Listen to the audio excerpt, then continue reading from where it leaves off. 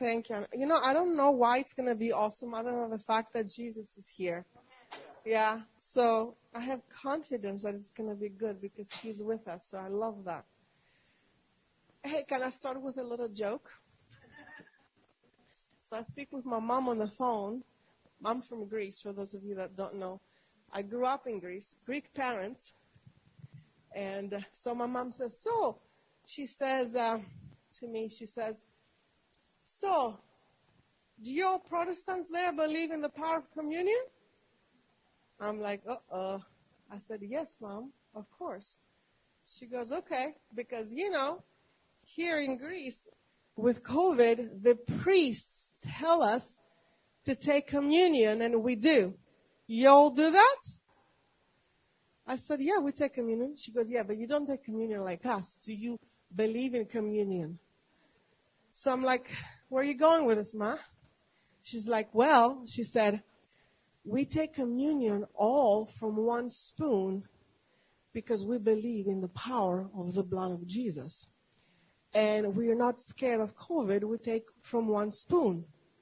And some people have had a hard time with it. So she said the father, the priest, call him the father, the priest, she said the priest was up there giving communion. And this one lady came with her own spoon.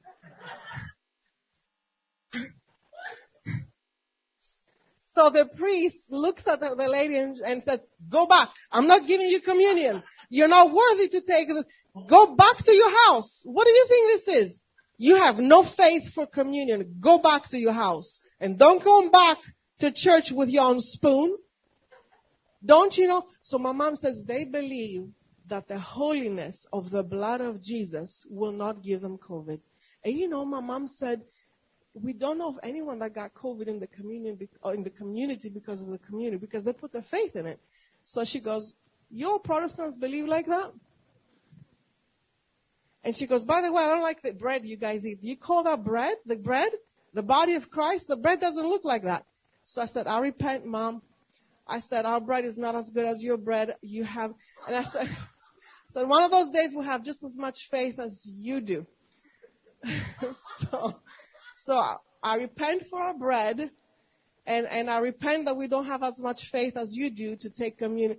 Can you imagine that? I mean, we have a hard time being in church close to someone else, and, you know, a church that's considered so traditional they have put their faith, and the Lord honors that. It just amazes me. I mean, if I served you communion with one spoon, what would you do? What if I did to you what the priest did? Go home. You cannot do it. Go home.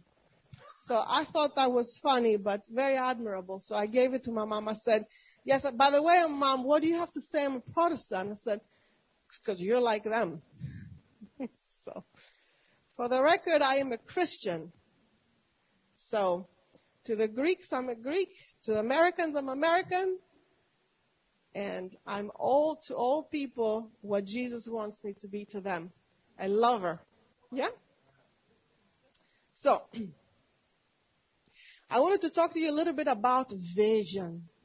But I wanted to talk to you about vision from the lens of sonship. Right? Vision from sonship. Proverbs 29:18 says, where there is no revelation, people cast off restraint. But blessed is the one who heeds wisdom's instruction. That's the NIV. I chose it there because it says heeds wisdom's instruction. And then in NASB it says, where there is no vision, the people are unrestrained. But happy is he who keeps the law. I mean, that right there is a very intimidating verse to me. Keeps the law. Woof. Where there is no vision, in King James Version says, where there is no vision, the people perish. But he that keepeth the law, happy is he. I picked the three different translations because the words there was just so interesting to me. You know, if you grew up in church, many times, you know, it's this verse is quoted like, without vision, people perish. You know, sometimes it says, without prophetic revelation, people perish. These are strong words. Imagine that. Without vision, what happens? People perish. Also, they cast off restraint. That means without vision, people do whatever they want to do. They have no restraint. They can behave however they want to behave because there's nothing that inhibits their behavior. There's nothing that keeps them in line. Without vision, there's nothing to keep you in line. There's no restraint, right? But also, people are unrestrained, but it says that happy is he who heeds wisdom's instruction. Blessed is the one who heeds wisdom's instruction, or happy is he who keeps the law. Think about it. Happy is he who keeps the law. If you've lived long enough, you know, man, who has really kept the law? Really? So in other words, throughout the Old Testament, it was just a reminder that to the people of Israel were so reminded that your blessing is in keeping the law. But who in the world can keep the law? Who in the world can actually heed wisdom's instruction? They all blew it, right? Even in the patriarchs of faith, you know, they were not so perfect in keeping a lot of the commandments and the law. But there was something special about their relationship with the Lord. There was something special about the kind of relationship. And this is what I wanted to highlight today. The relationship they had was a sonship.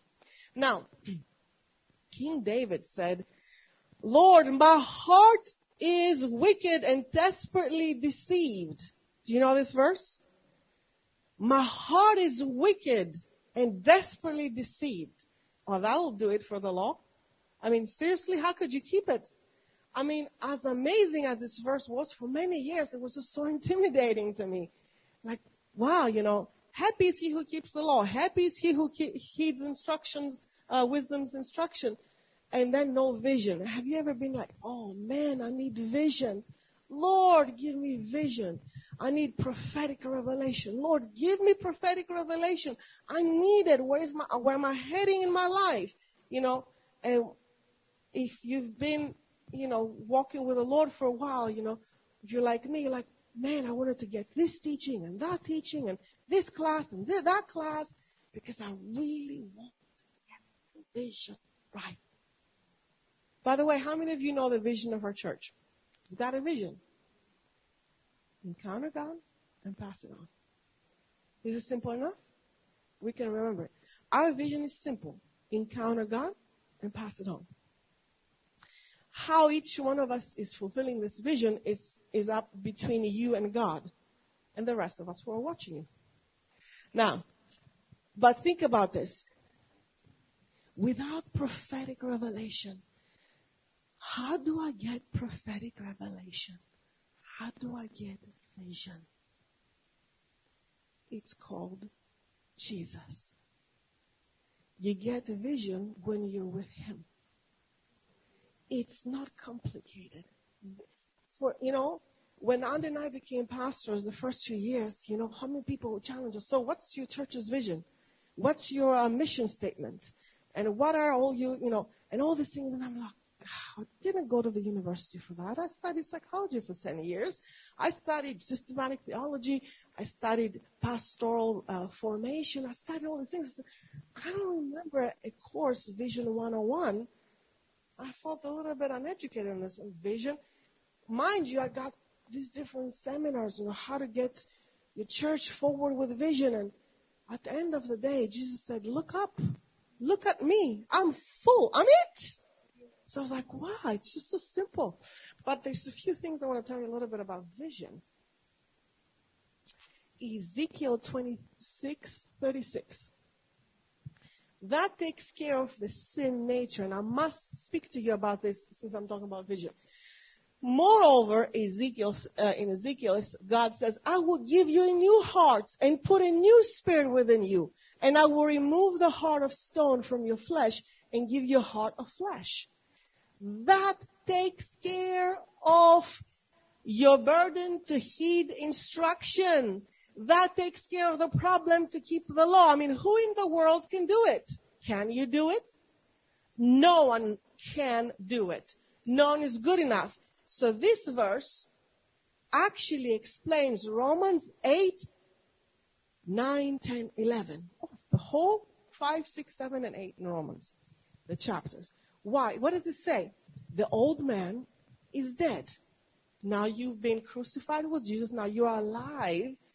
And then it says, he who has the Spirit of God is the Son of God. If you have his Spirit, you are his child. And then what does it say? Then it says, consider, Romans 8:10, consider yourselves dead, but alive in Christ. Right? So that takes care of that problem, because that's a big problem. So guess what? You cannot heed wisdom's instruction. You cannot follow the law, even if you try it over and over. So people who are not dead in Christ cannot have vision. If you want vision, stay dead to the old man. Don't resurrect the old man. You are alive. You are alive in Christ. That takes care of that. It says, I will give you a heart that obeys me. I will give you a heart of flesh. I will remove the heart of stone from your flesh. The will to obey him is given to you by him. Your faith is given to you by him. That's why Jesus says, unless I draw people to myself, nobody will come to me. That takes care of that. I wanted to tell you about vision in light of sonship, because that is everything. Look at this. The difference between sons and servants. Look again at Proverbs 27. 27 verse 17 and 18. Correct your son, and he will give you rest. Yes, he will give delight to your soul. Where there is no vision, the people perish, but happy is he who keeps the teaching. Right? Modern English version, both translations. Think about that. Before the verse about vision, it talks about sonship. Before God talks about vision, it talks about... Now, it is impossible to have a vision if you don't know how to be a son or daughter. Vision comes out of sonship. Are you a child? Are you a daughter? Are you a son? My heart breaks because I see Christians over and over again who are orphans, who are not daughters. This is a life role you must have if you are to do any exploits for Jesus. It's a life, you must learn to be a child, or you will not fulfill your purpose here on earth. It's just as easy as that to explain that to you. You must be a child, you must be a daughter, you must be a son, so that you can have vision. Look at verse 17. Correct your son, and he will give you rest. He will give delight to your soul. Correct your son, and he will give you rest and delight to your soul. This is God the Father. When God the Father corrects you and you're able to be corrected by God the Father as a child, God's Spirit rests on you. God's Spirit, God the Father is delighted, and he says, I can actually rest. I'm going to use you as an example. I'm going to rest. Thank you for enduring me. I will sit on her because I rest. God wants to rest on you. God wants to find delight on you. He wants to sit and rest on you. But he cannot do that unless you learn to be a child. You understand? Being God's daughter set me free. I love my father. He is a good father. He has some major issues. I was raised by a Greek dad. I was raised by a Greek father. You fill in the blank. I was so upset with my husband when I first got married to him because we'd be in church, and then one time John Arnott asked the question, how many of you had a good dad? And my husband puts his hand up. I'm like, you nerd, I'm thinking. Yeah, you had a good dad. You know why? I was hurting. But I married my husband. He came from a good Christian home. I came from a decent Greek home that had its issues. I was working through them. But, I would look at him like, you don't understand nothing. You don't know nothing. I'm a fighter. What are you? A good Pentecostal boy. You never drank. You never did this. You never did that. You were never cursed by your parents who did it in good intention. You know what I'm saying? So, I'm like, you know, nothing. Grow up. I am grown up. So guess what? Your Father wants to rest on you. He can't do it unless you're a child. He wants to take delight on you and pleasure. Now, when He rests on you, then you can have His vision. And then you can do what He wants you to do. In order for you to do what God wants you to do to fulfill your destiny and your mission and your promises, you must let Him rest on you. Because when He rests on you, you change. You carry God's pleasure. Sadly to say, my brothers and sisters, not every Christian carries the Father's pleasure. But He wants His pleasure to be on you. We must carry His pleasure. You know what's unique about sons? Sons share their father's DNA and heart. You have your daddy's DNA. You have your daddy's heart. Think about it in the natural. Right? In the natural, always we think about the negative things. What diseases run in your family? Da, da, da, da, da. But what's your daddy's DNA? Last time I checked, he healed cancer. He raised the dead. He cast out demons. Last time I checked, everywhere Jesus walked, there was revival, was renewal, there was repentance. That same DNA is inside of you. His heart. You possess your daddy's heart, but you cannot possess your daddy's heart if you're not acting like his child.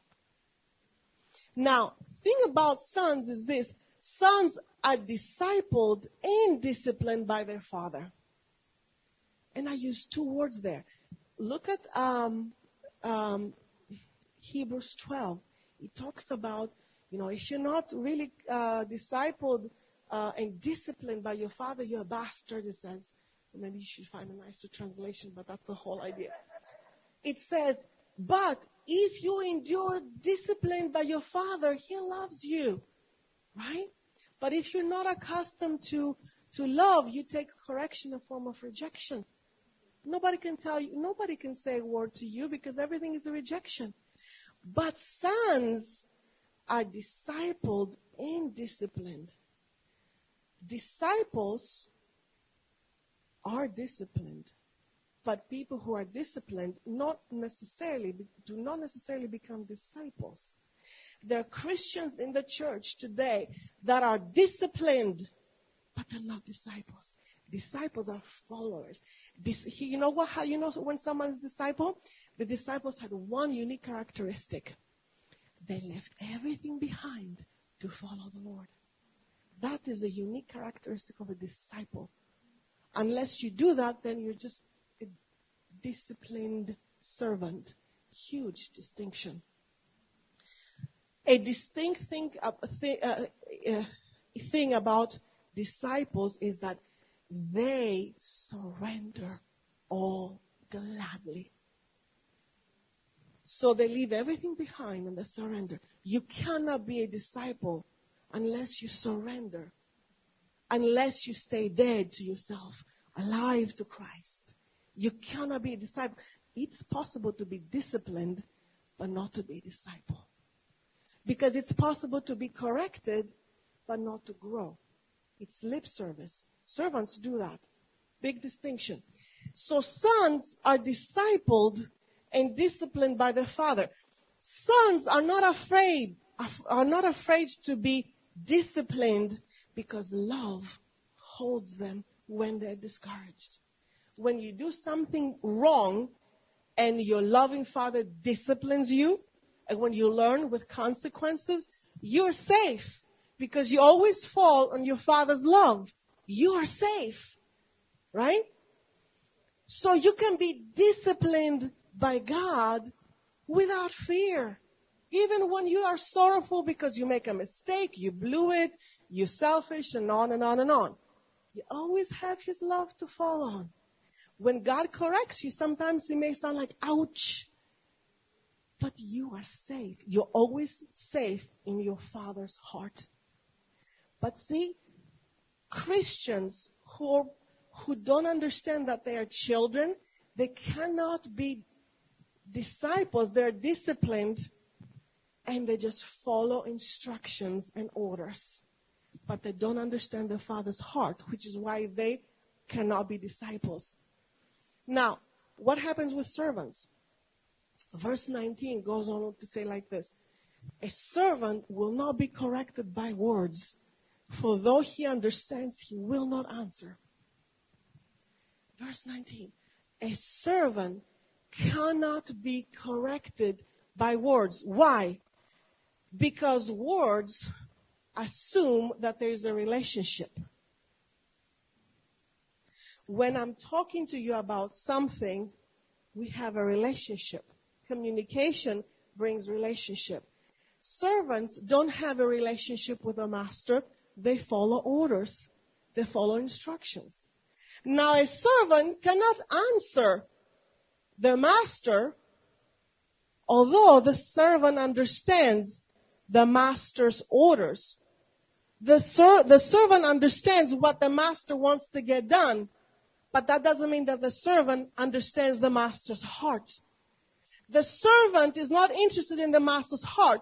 The servant is interested in obeying, following, like a good soldier. There is no growth in a servant, my friend. That's why Jesus says, I no longer call you servants. If you are God's little soldier, that's all you are. God's little soldier. God bless Jesus. Servants cannot respond with growth, with relationship, because servants don't answer the master. The servants have no rights to answer the master. Sons and daughters do. A son can tell the father, I'm so sorry, I hurt your heart. Tell me more about that. A servant say, oh, yes, sir. Yes, sir. Now, servants follow orders. They cannot be discipled, but servants are only disciplined. Servants can be punished by the master. They can be disciplined, but they cannot be discipled. Because the servant is not the type that will have this intimate relationship and say, I surrender all. They just follow orders. There is no relationship. That's why they cannot be corrected with words. Servants have no rights. They have no right for intimacy. Right? I know that we live in a society that we don't have servants. I understand. Maybe you can equate this to your relationship with your boss. How many of you would like to debate with your boss about the company's rules and still keep your job? How many of you can go to your boss? And if you have a relationship that's other than the boss, if he's like maybe a friend, but how many of you can just say, excuse me, boss, I need to tell you something. But a child, you know what Aaron does? He comes to our room. We leave the room, the door open. He comes, he runs to our bed. He jumps on our bed. He cuddles. I cuddle with him. Mom, get off me. Stop kissing me. Stop hugging me. He knows. He can come to our bedroom. The door is open. He comes. Sometimes he thinks it's his king-size bed. I'm like, no, it's ours. And this week he's like, Mom, so tell me how much money Daddy has. I'm like, what? I didn't tell you that. He goes, why? Isn't it our money? I'm like, he thinks everything we have is his. Where did he get that? Right? Does this mean we're just willy-nilly, we're going to give him everything? That's my son. He doesn't have to ask me for some things. He doesn't have to ask me for some things. Does you think he goes to our refrigerator, thinking to myself, do you think he goes to our refrigerator and says, Mom, can I have this? Mom, can I eat that? He just grabs it. If it's the last piece, he'll just grab. He doesn't care. He eats it. Right? He has access. My son has full access to our refrigerator. He has full access to every part of the house. Nobody else does. Right?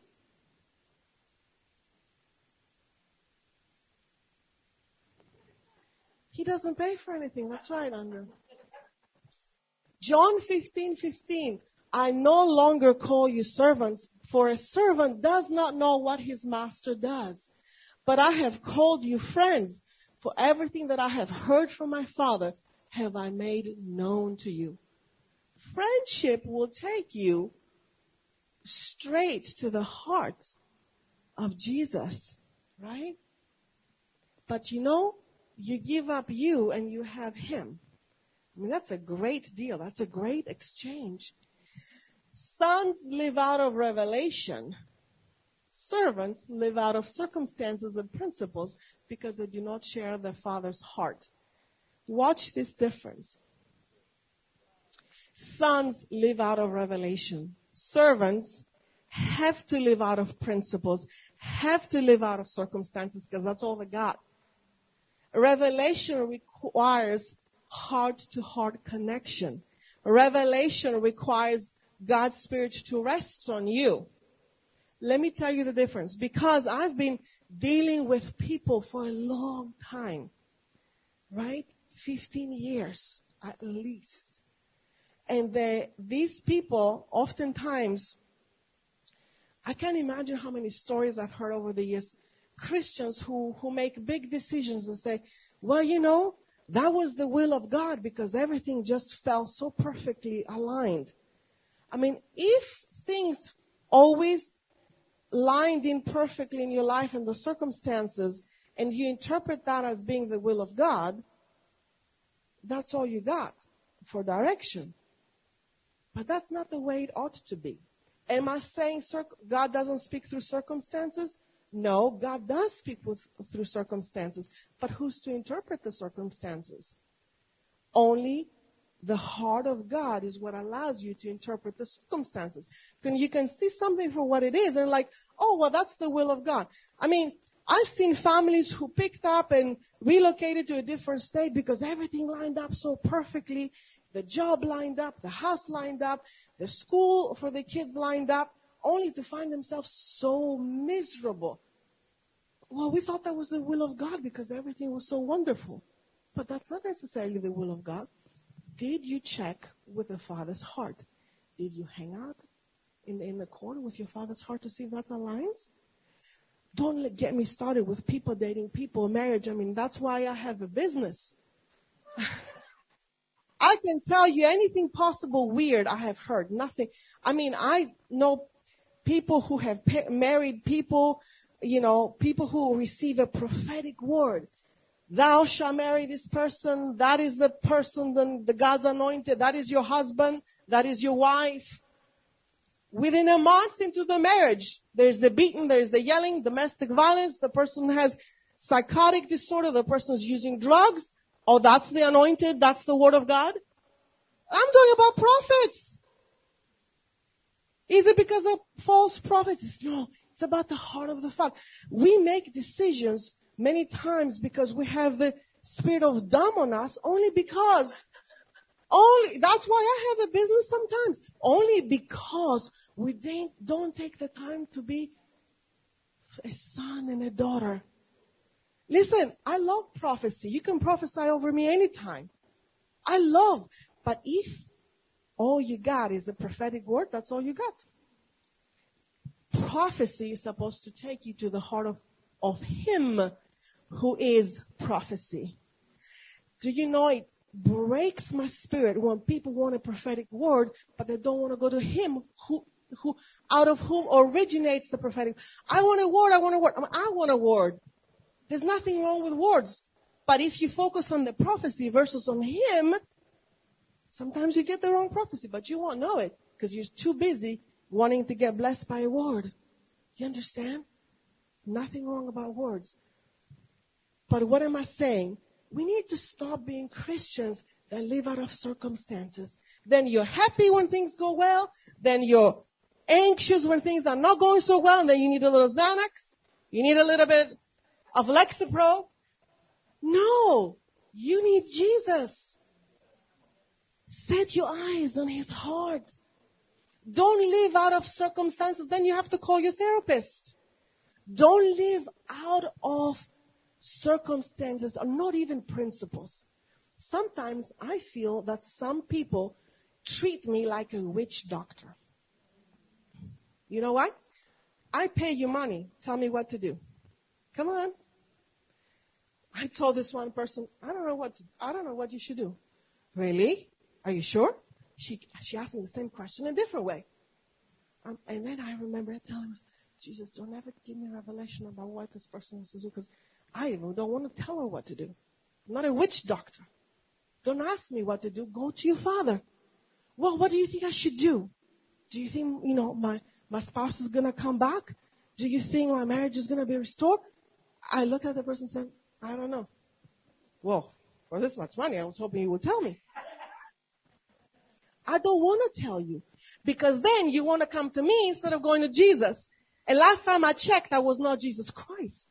Why are you coming to me for that? Go to your Father.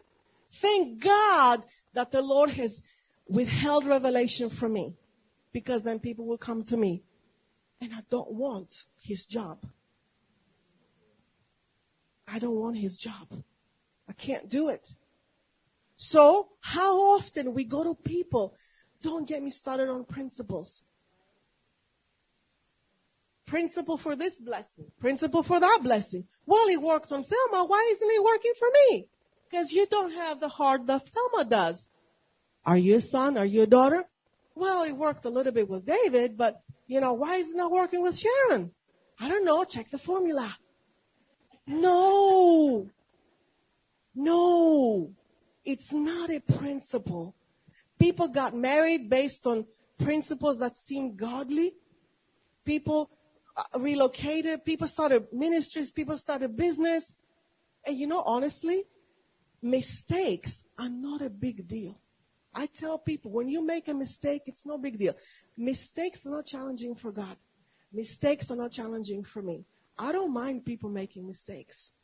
What I mind is when they don't want to learn from them and admit it and grow up.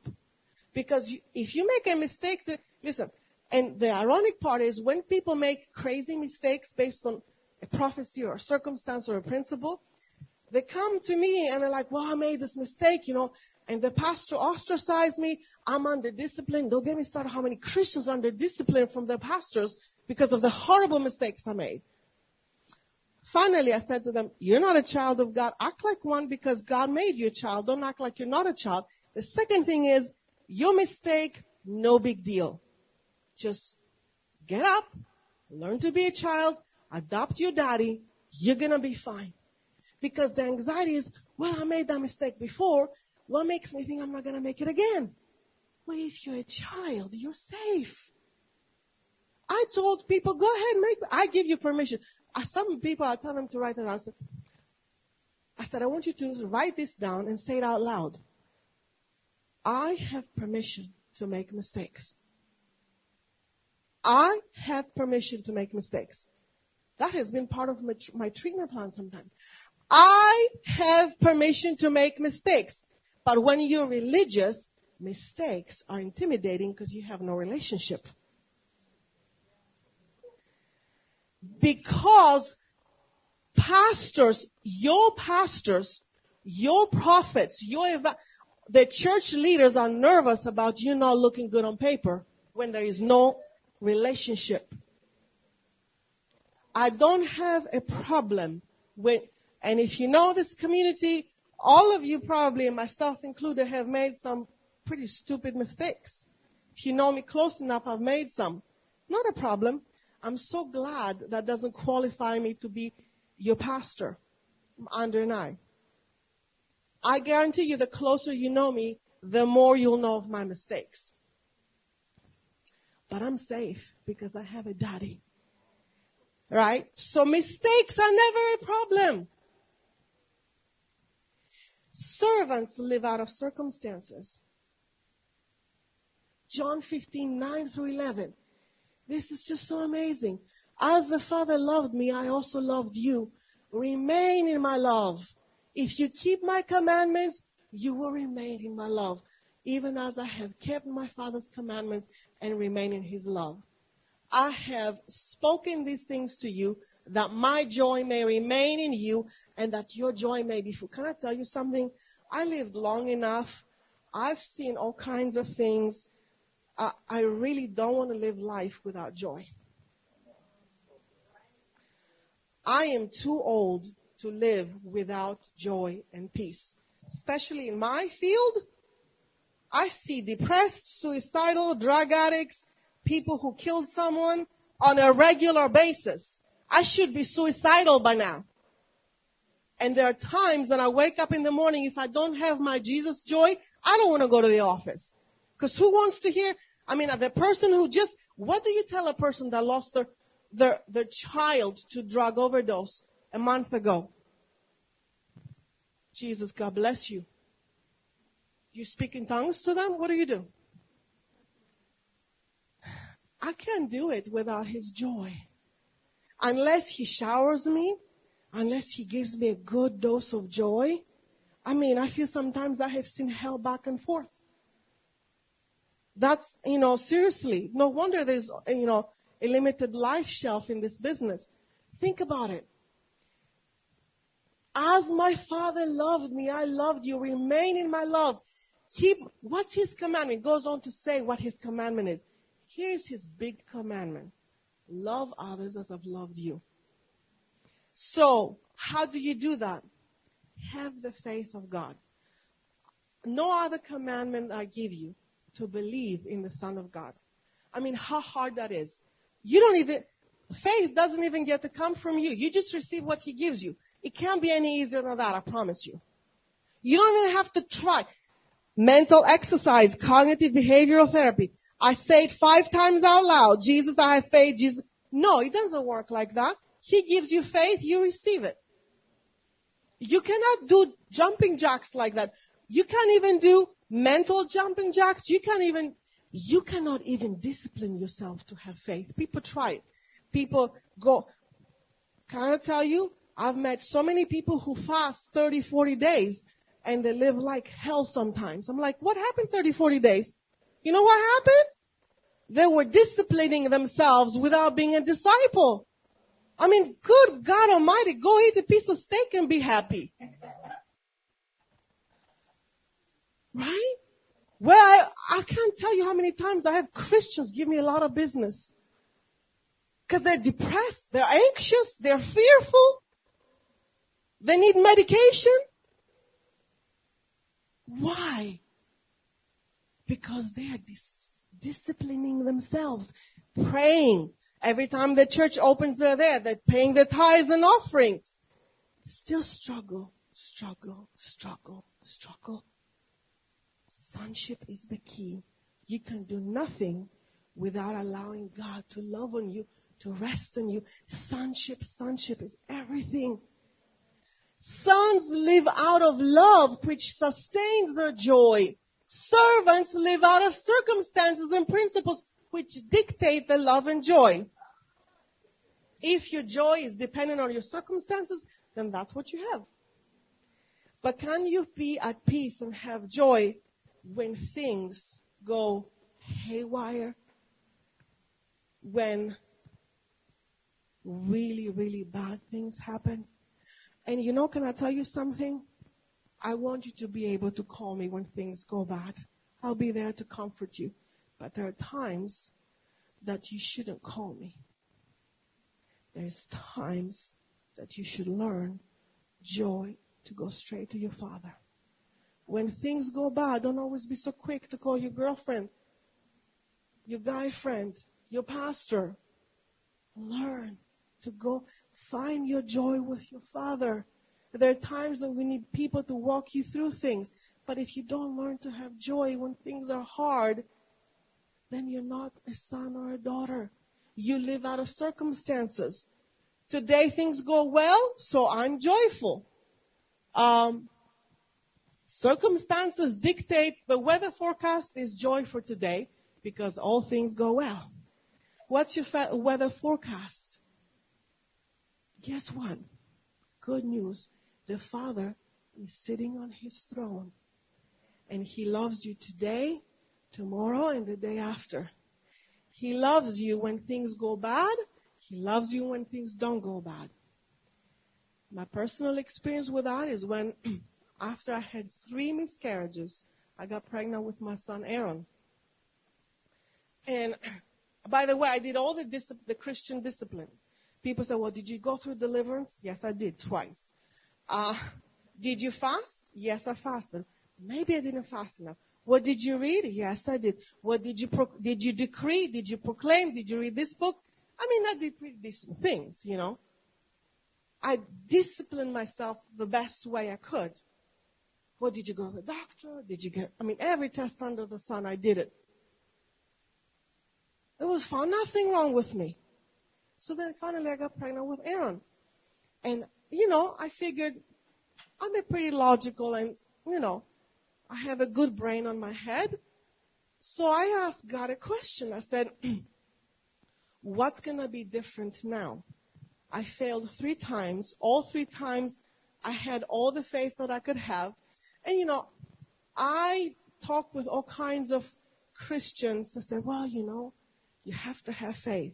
This one lady said to me, I have an anointing for children. Let me pray over you. Boom. She prayed over me. 2 days, the same day or a day after, lost the baby. What was the problem? Nothing.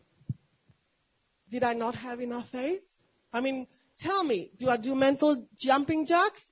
Do I fast? Do I pray more? Do I say 5 times out loud, the Lord will bless me, the fruit of my womb? Do I say 10 times? Will it work if I said it 20 times? Will it work if I did an overnight prayer? Will it work if I went to this doctor or to that doctor? Maybe I need to do this diet. Well, you name it. So guess what? I asked Jesus, because when I was pregnant with Aaron, the first month I was anxious.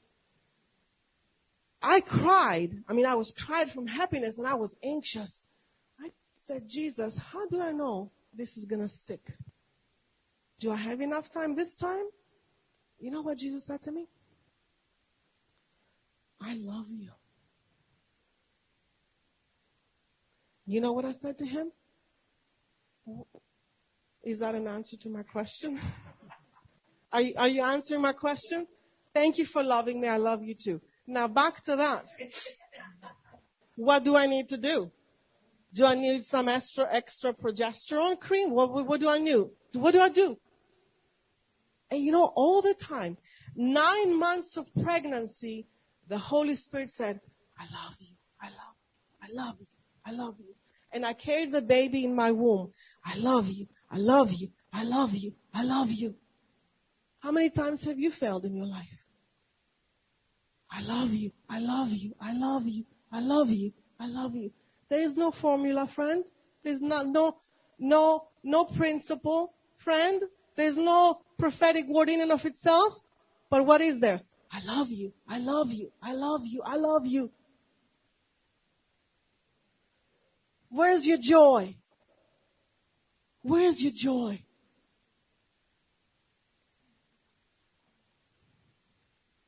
Sons live under an open heaven. That's my favorite part of this message. Sons live under an open heaven. If you've heard this, you've heard this before.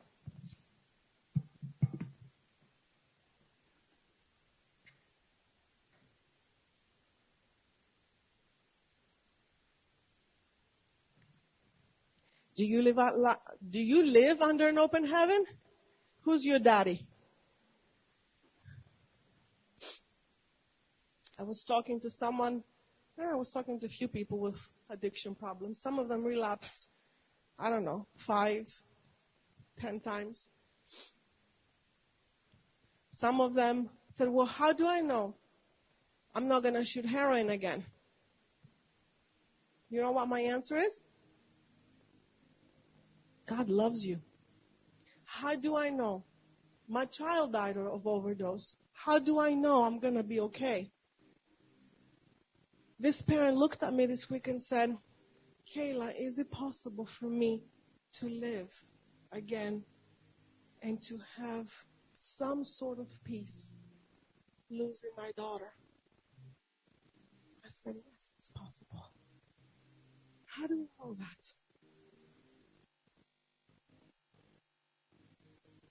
Sons live under an open heaven.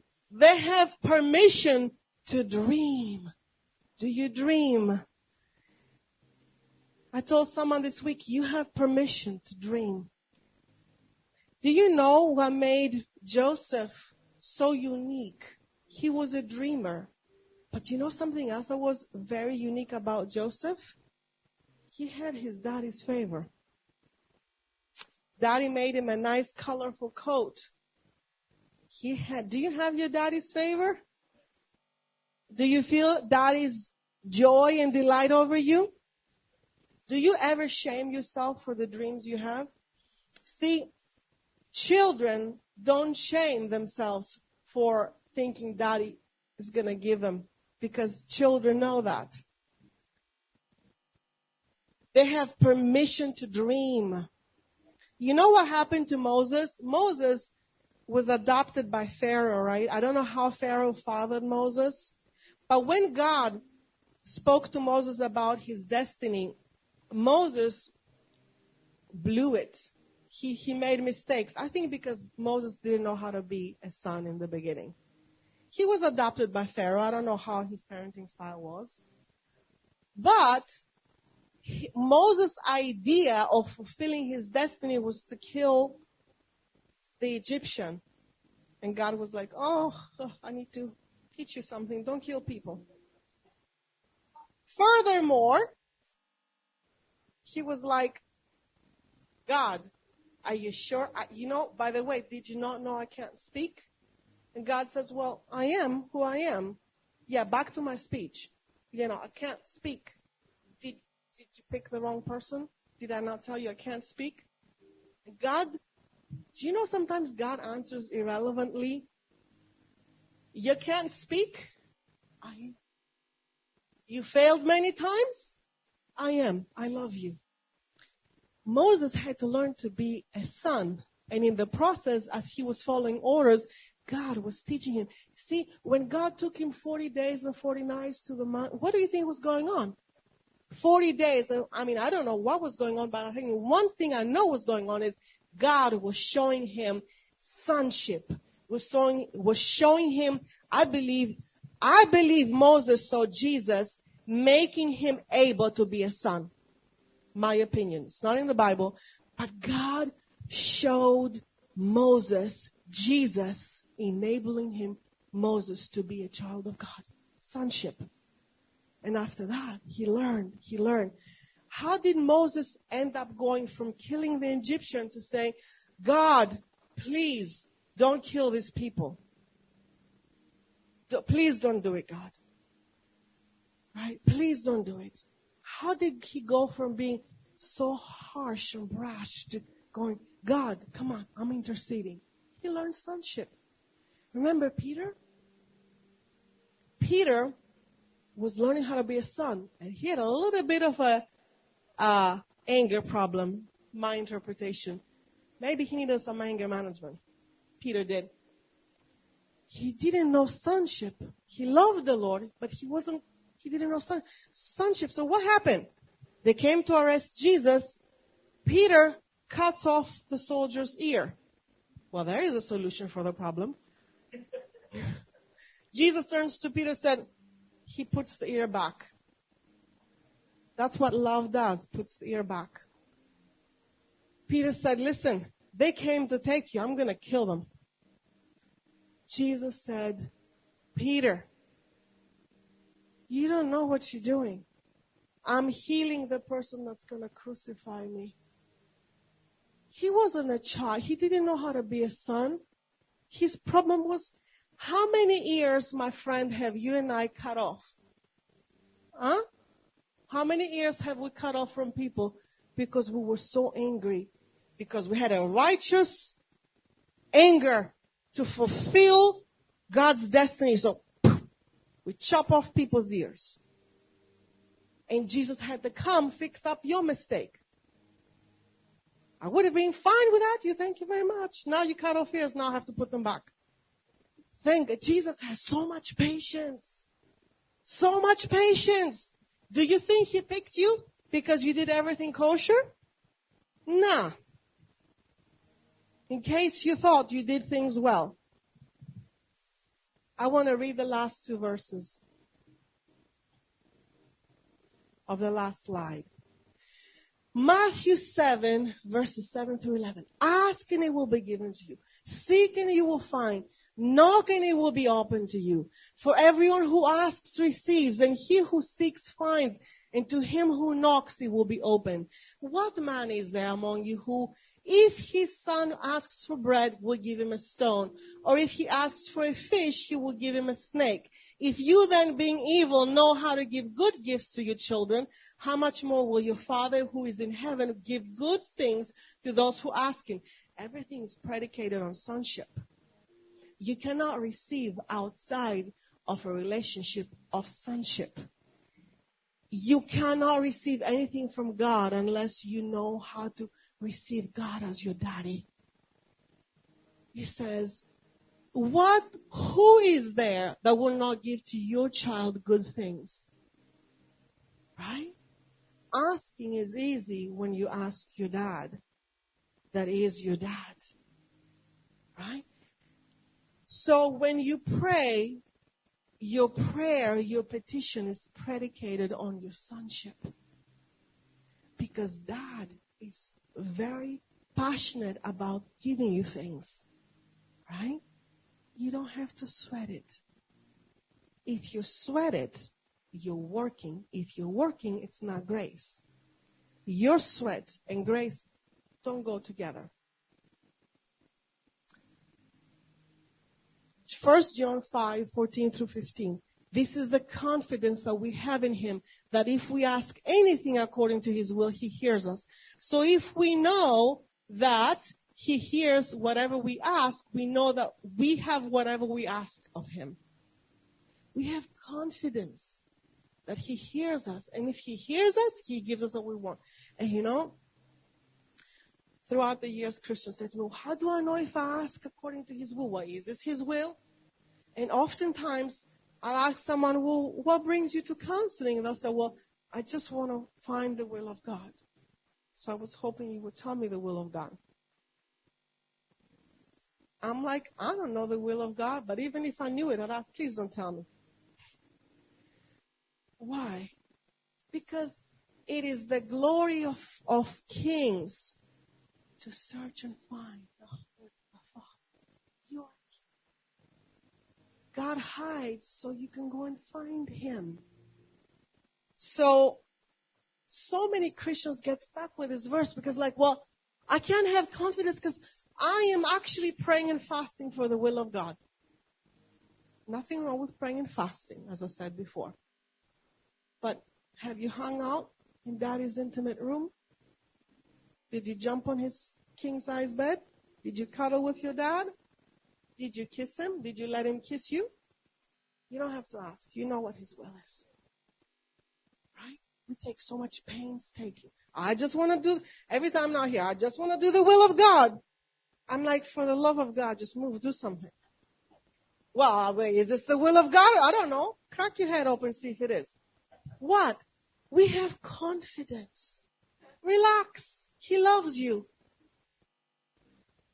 He loves you. Well, what if I make a mistake? Actually, chances are you will make a mistake. Can you handle it? If you're a son, you can handle it. Well, I'm not worthy. We know that. He is worthy. Get over yourself and reach heaven. Stop being so self-absorbed. Stop being so self-conscious. He likes you. He's into you. You're confident. Get over yourself. Oftentimes, Christians who are so preoccupied about doing the right thing, you know why they're preoccupied? Because they're self-absorbed. You can't access grace from the Father if you're so self-absorbed.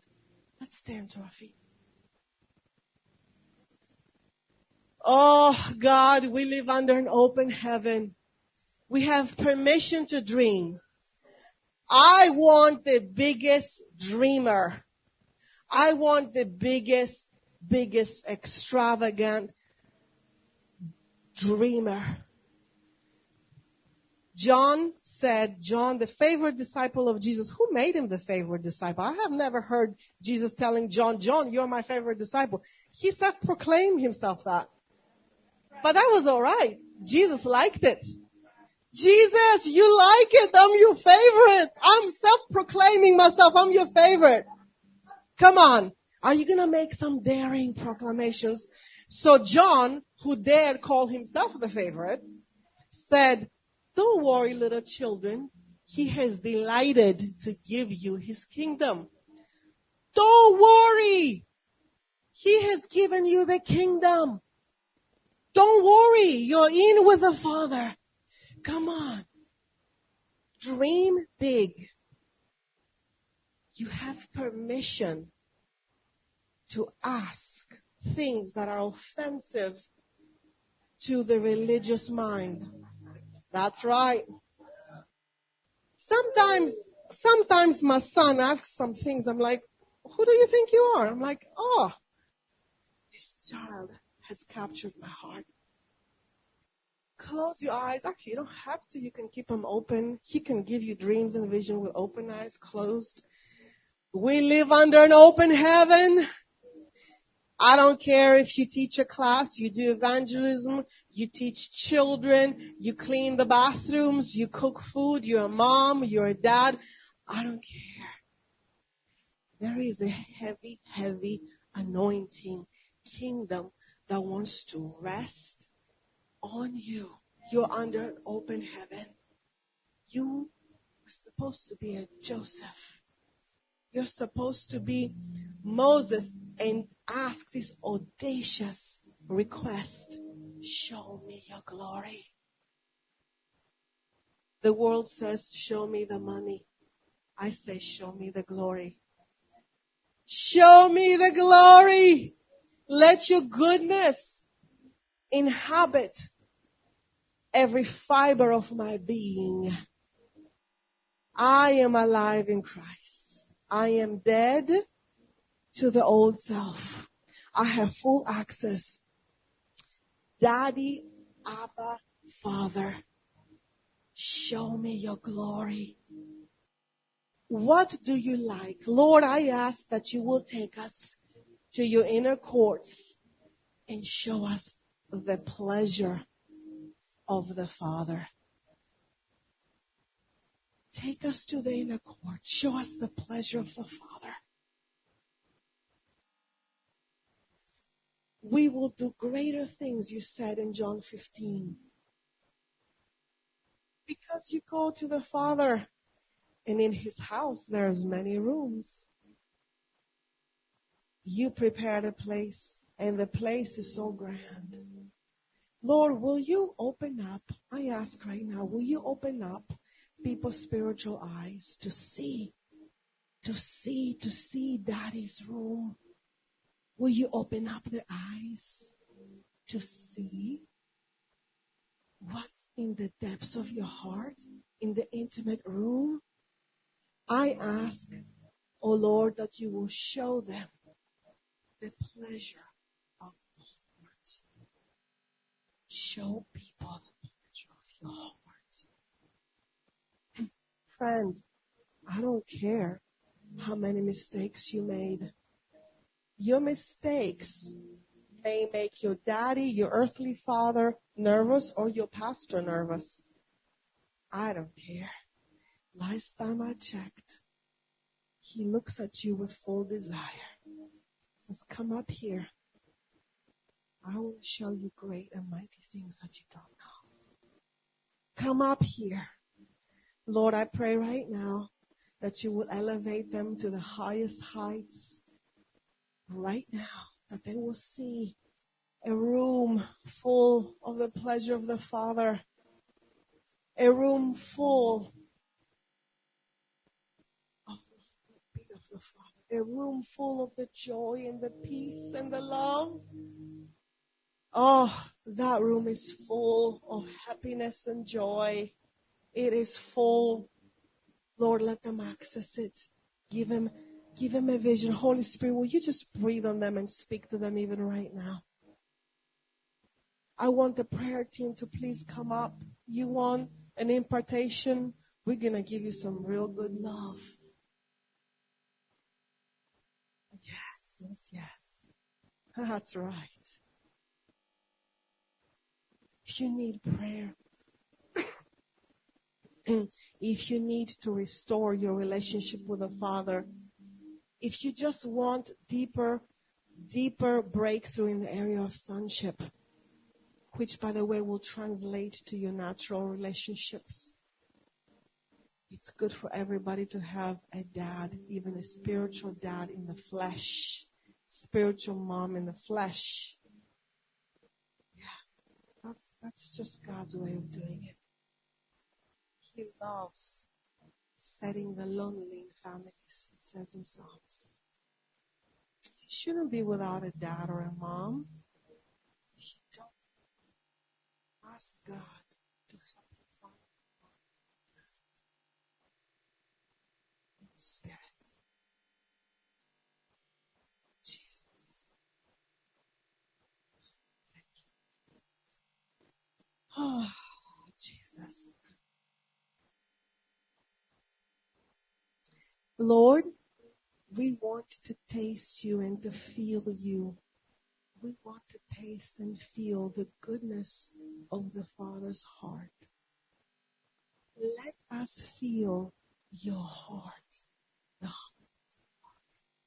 Let us feel the heartbeat of the Father. The pleasure of the Father. We want to feel. We want to experience your heart. Lord, make us experienced sons and daughters.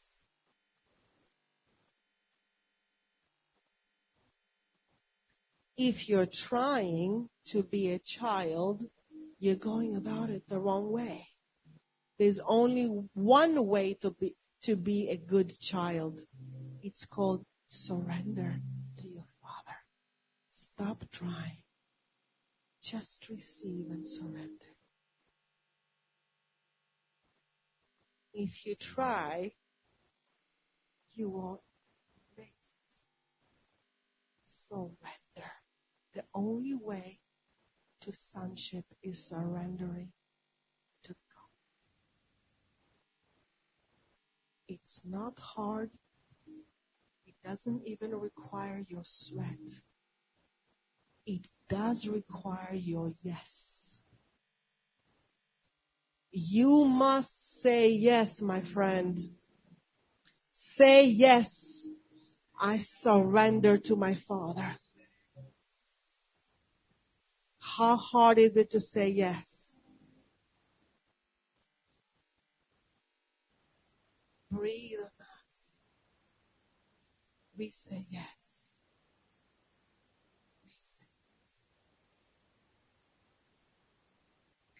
We say yes to you, Father. We say yes to spiritual fathers and mothers. Put us in families. We say yes. We say yes. Yes to your love. Yes to your joy. Yes to your sacrifice. Yes to your life. The only way you can impress the Father is to say yes. He's not impressed if you do any other performance. He's not impressed by any spiritual discipline other than your yes. You can heal the sick, you can evangelize, you can cast out demons. So what? Say yes. You capture His heart. There's only one way to capture your Father's heart, is to say yes, and you will produce much fruit. Lord, I say yes.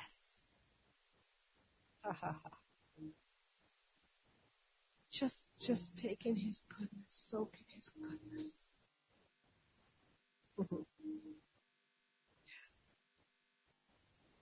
We are confident that you hear us and you give us what we ask.